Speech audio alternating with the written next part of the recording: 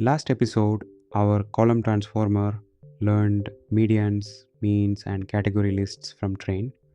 Right now, those numbers live in memory and vanish when the script ends. Today, we freeze them to disk and reload them. Same numbers forever.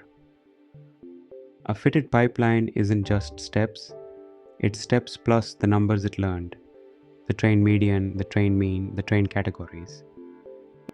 If you keep only the code and refit later, those numbers shift with new data. Your model suddenly sees inputs it never trained on. That's silent drift. Joblib dump writes the whole fitted object to one file, steps and learned numbers sealed together. Reload with joblib.load and you get the exact machine back. No refit. The same train statistics apply to anything you push through.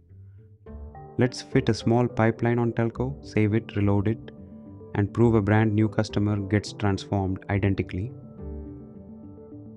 Load, covers total charges, split first stratified on churn, and build the same impute then scale pipeline on the numeric columns.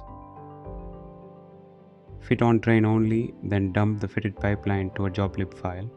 That file now holds the learned train median and train scale. Reload it with joblib.load into a fresh object, as if a different script, a different day opened it.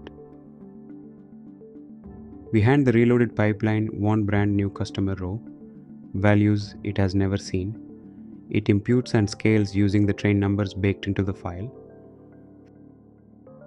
Finally, we transform the test set with both the original and the reloaded pipeline and check they match exactly. Identical output proves nothing was refitted. One sealed artifact, identical preprocessing anywhere.